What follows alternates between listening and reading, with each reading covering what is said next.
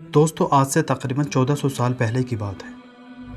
جب تک عربستان میں اسلام کا آغاز نہیں ہوا تھا۔ وہاں پر ایک ایسا دور گزرا ہے کہ جس کو سن کر انسانوں کے رونگٹے کھڑے ہو جائیں۔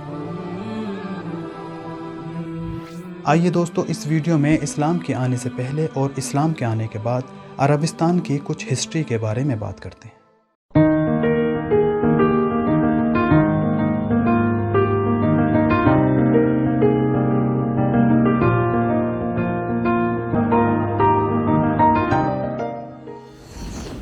بسم اللہ الرحمن الرحیم۔ دوستو آج سے 1400 سال پہلے عربستان میں کچھ ایسے واقعات گزرے ہیں کہ جن کو سن کر انسانوں کے رونگٹے کھڑے ہو جائیں۔ آج سے 1400 سال پہلے عربوں کی جہالت یہاں تک پہنچ چکی تھی کہ جب ان کو خبر دی جاتی تھی کہ ان کے یہاں پر بیٹی پیدا ہوئی ہے تو وہ غصے سے لال ہو جایا کرتے تھے اور بیٹی کے پیدا ہونے کی خبر کو بری خبر سمجھتے تھے۔ دوستو جب ان کو بیٹی کے پیدا ہونے کی خبر دی جاتی تھی تو وہ دو باتیں سوچنے پر مجبور ہو جایا کرتے تھے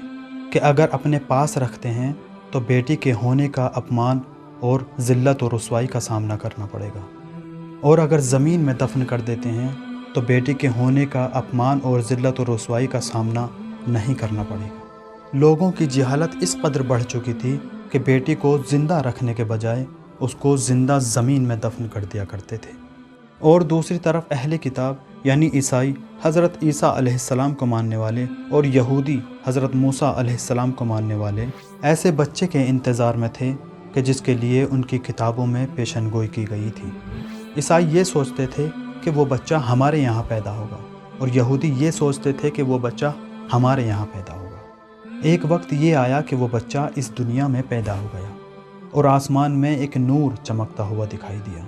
جس کی وجہ سے عیسائی اور یہودیوں کے عالموں نے پہچان لیا کہ یہ نور جو آسمان میں نظر آ رہا ہے اس بچے کے دنیا میں آنے کی ایک نشانی ہے، یعنی وہ بچہ جس کے عیسائی اور یہودی منتظر تھے وہ اس دنیا میں پیدا ہو چکا ہے۔ ان لوگوں نے تلاش کرنا شروع کر دیا۔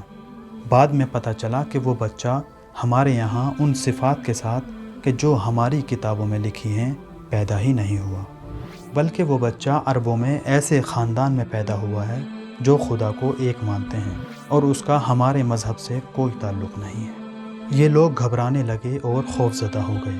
کہ اگر دنیا والوں کو پتہ چل گیا جس کا ہم انتظار کر رہے تھے وہ ہمارے دین میں پیدا نہیں ہوا تو ہماری بنیادیں ہل جائیں گی اور ہمارا لوگوں پر اتنے سالوں کا رعب و دبدبہ ختم ہو جائے گا۔ لہٰذا انہوں نے سازشیں شروع کر دی اور اس بچے کو قتل کرنا چاہا،